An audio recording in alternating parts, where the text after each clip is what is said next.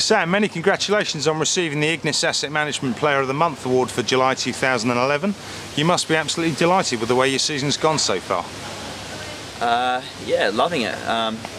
Yeah, obviously first team's doing really well in the championship, and obviously it was still a sniff, well, still a good sniff in the CB40 as well. So yeah, there's been a lot of success for the team on the field, and yeah, and obviously personally I've been able to score a few runs this season as well. So yeah, it's as enjoyable as it can be, I suppose. Anything you can particularly put your success down to? No, I suppose maybe a successful side. Yeah, obviously at the start of the year when I was in the second team, you know, the boys were playing really well there, so you know, we were winning and there was a winning culture there, and it was exactly the same when I came into the first team, or got back into the first team there in May. You know, the guys were winning and there's a good vibe around the team and around the squad, and yeah, I think that's always bodes well for good individual performances as well. So yeah. I mean, it must have been tough for you at the start of the season, starting out in the seconds. Batting average of 93, over 740 runs scored in the second 11 championship. Surely you must have felt that you were long overdue a call up to the ones. Yeah, yeah. Obviously, well, it's always disappointing when you're not picked or whatever, as it was at the start of the season. But there's not really much you can do in sport, I suppose. So yeah, obviously went back. Well, played in the second team and got my runs there, and we played pretty well there, all the boys. So yeah, yeah, I was just really pleased to get an opportunity there in the first team when it came later on, and yeah, just loving every opportunity I get really to play for Middlesex. You're now leading the Middlesex batting averages in the championship, average of over 74, and you're already the second highest run scorer in the side. Have you set yourself any targets for the remainder of the year? No, I haven't set any real targets as such at all. Just play each game by year really. Obviously we need if we can get a couple of more wins in the championship, and if we can play well over the next few weeks, especially we've got Northants a couple of times and they're obviously just ahead of us.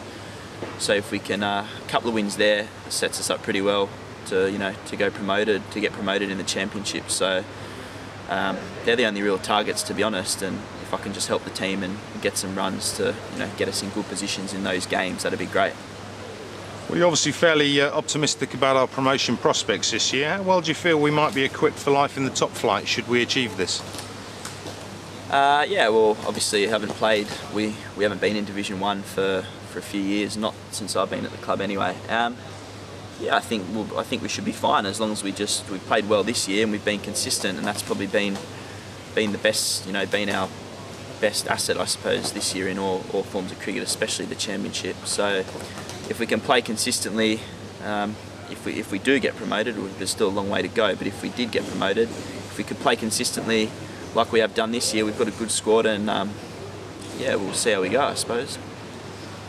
Great stuff. Now, on a personal level, you've clearly made the choice yourself to qualify as an English cricketer through residency. Have you set yourself any time frames in terms of pushing on to the England international scene?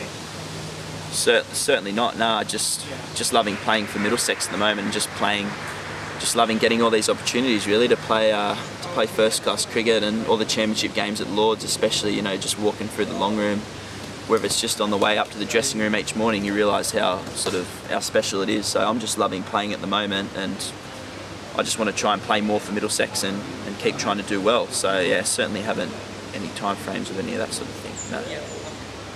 Was your enjoyment of playing here at Lords and the feel of the club a key factor in you choosing to sign another contract for a further 2 years?